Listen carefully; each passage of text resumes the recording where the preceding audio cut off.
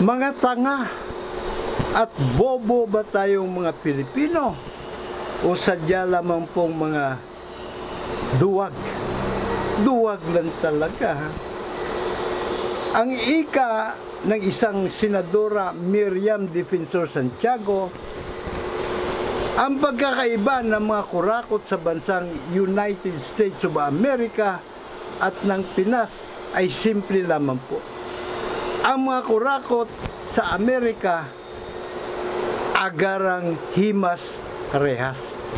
Sa kabilang banda, ang mga kurakot dito sa atin sa Pinas, ang takbuhan ay Amerika. Dagdag pa po ng senadora, bakit namamayagpag ang mga salot na kurakot sa ating bansa? Abay, simple din lamang po. Opo. Namamayagpag ang iilang mga salot na kurakot sa buong gobyerno sapagkat ang kanilang sandamakmak ng mga biktima. Tayo, ang puwersa, 99.9% sa pera. Abay, nagsasawalang kibo. Nagsasawalang kibo po lamang tayo. Ang tanong senadora pag kumibo ba naman tayo may mangyayari? Meron nga ba? O halimbawa, kumibo na po tayo sa EDSA 2. Kumibo din tayo dun sa 1 million people march. Ngayon naman kumikibo tayo sa 1 trillion piso march. May nangyari ba? O may mangyayari ba? Nakatulad sa Amerika, na agarang himas rehas ang mga salot na kurakot. It remains to be seen. At kung ako tatanungin nyo, well, kung status quo pa rin tayo, ala po mangyayari. Demokratikong bansa po ang Amerika at republikano. Government of the people, by the people, for the people, sa maikling pakahulugan. Sa Amerika, hinugot ang ating pong demokratiko at republikanong bayang magiliw. Nakaukit po sa ating saligang batas, Artikulo 2, Section 1. Philippines is a democratic and republican state. Sovereignty resides in the people and all government authority emanates from them. And so, it's a tie. Pareho lamang po. Halos walang pagkakaiba. Pero, bakit nga ba sa Amerika ay agarang himas rehas sa mga salot na kurakot, mga abusado, traidor, kawatan, at ano pang mga iba pang mga salot na nagdudulot ng kanser sa ating lipunan. Exhibit 1, yung po mga alipuris ni Donald Trump sa Donald Trump Presidency 1.0. Ano po? Pangalawang taon pa lang ni Donald Trump, nakaupo pa siyang Pangulo. Siyam na sa kanyang mga alipuris ang either convicted or indicted na sa korupsyon. Ba't ganun? Pero dito sa atin sa Pinas, hindi napapanagot sa batas ang mga salot na kurakot. Anyari? Ano ang nangyayari? Abay, sukatin po natin para malinaw po ating pinaghuhugutan. Ang Amerika ay merong Pangulo. Si Donald Trump na naman sa ngayon. Donald Trump 2.0. Ano po? Meron din naman tayong Pangulo It's a tie. Bicameral ang Kongreso ng Amerika. May Senado, merong House of Representatives. Ganon din naman po din sa atin sa Pinas. Again, it's a tie. May Senate President sila, meron din tayo. May Speaker of the House ang USA, meron din naman tayo. It's a tie. May otonomiya ang mga estado sa Amerika. Abay, meron din naman tayong local government autonomy. Lahat po ng mga LGUs po natin dito may otonomiya. Again, it's a tie. Ano po? Ngayon, may hukumang patas ang Amerika. Ang tawag doon, trial by jury of the people. Meron po silang grand jury na kumikilati sa probable cause na mga mamayan po. Mga mamayan, randomly selected, 18 anyos pataas. Ano po? At meron silang trial jury na mga mamayan din, randomly selected, 18 anyos pataas, na siyang humuhusga kung ang akusado sa land grabbing, human rights violations, corruption, at iba pang mga kaungasan ay guilty o inosente. Yun lang.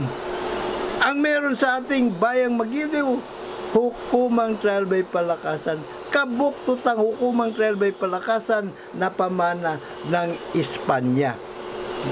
Kaya kung ungas ang presidente, pwede po niyang sindikatuin buong gobyerno sapagkat hawak niya ang militar, hawak niya ang pulis, at pwede niyang hawakan sa leeg ang mga huwis, mga hukom. At wala silang magagawa sapagkat bukod pa sa guns and guns, ang presidente, kung ungasa, meron pa siyang hawak pa niya ang susi ng kahadiyero. Yun po, siste. Ano po? Yun ang pinakamalaking pagkakaiba ng demokrasyang tunay na Amerika at ang huwad po nating demokrasya sa ating pong bayang Magiliw. Naduyan pa man din ng magigiting. Nasaan na ang mga magigiting? Ba't di kumikibo? Ang bira. Ay nako, bakit nagkaganito? Bakit nagkaganito tayo? Sovereign tayo, but powerless. Ba't nagkaganon? Ang sagot, simple din naman po. Masaklap man pakinggan at masakit man tanggapin, buwis buhay na ipinaglaban na ating po mga ninunong katipunero. Ay magsikan sa pamumuno po ni Gat Andres Bonifacio at ng iba pang mga namumuno, ang kalayaan at demokrasya. Ganon din po ating mga ninuno na sumama sa hukbalahap. Opo, sila po ay buwis-buhay din na pinaglaban ang kalayaan sa diwa ng demokrasya. Demokrasyang ala Amerika. Ang siste, noong tayo na, ating mga ninuno na ng mga Pilipino na binigyan ng katungkulan, karapatan ng mga Amerikano na limbagin ang 1935 Constitution, sa diwa ng demokrasya, alinso ala Amerika, abay ginawa po ng diktadorya. Paano? Hindi po nila isinama sa Bill of Rights ang karapatan sa trial by jury na siya pong pundasyon, esensya at puso ng demokrasya ng USA. Sinadya nila. Sapagkat kung hindi po lang sinadya yun, hindi sila magigitata sa nakaw na kayamanan. At tayo po, hindi lang tayo close second ng Japan. Kung nagkataon, abay, baka, kung hindi man mapantayan, naungusan pa natin ang kayamanan ng Japan. Opo. Ngayon, ano nangyari? Resulta, ginamit po ang 1935 Constitution ni Marcos para makapagdeklara ng martial law, para manggitata po siya sa nakaw na kayamanan at makapang-abuso ng ating mga, diba, ng mga mamayan, pero ligtas siya sa pananagutan. Kasi kontrolado nga niya ang husgado. Mastermind sa sindikatong gobyerno. Opo. So, kinailangan na naman natin mag-people power, mag-edge sa people power. Di ba? 1986. At yun nga, yung mga namumuno sa mga pagkilos na yon, abay, sila din, ang tinanghal na wagi sa political arena. Apo. Ano naman ginawa nila? naglimbag ng panibagong saligang batas. Binaklas nila ang 1973 Constitution, pinalitan ng 1987 Constitution. Po, kesyo, yung Constitution daw pong yun, no, ay kumbaga social justice para magawa na lunas ang injustices na nakamtan ng sambayan ng Pilipino sa mahaba ng panahon. Pero ano po nangyari? Abay, kung hindi po mga tanga, bobo, at mga ignoramos, sadya din po nilang hindi isinama, ipinagkait pa rin po nilang karapatan ng mga soberanong mga mamayan natin sa trial by jury. So the same pareho, pinagpatuloy lamang po nila paghahari-harian ng mga traidor at kawatan na maluluklok sa gobyerno. So nagtatag sila ng ombudsman, ng mga independent constitutional body, sandigang bayan, kumulik, kutong. Pero ganun din nasisindikato din ng kung sino ang Pangulo, lalo na pag-ungas ang Pangulo, ang buong gobyerno. At malinaw kung ano nangyari sa panahon ng Pangulo ay si Gloria Macapagal Arroyo.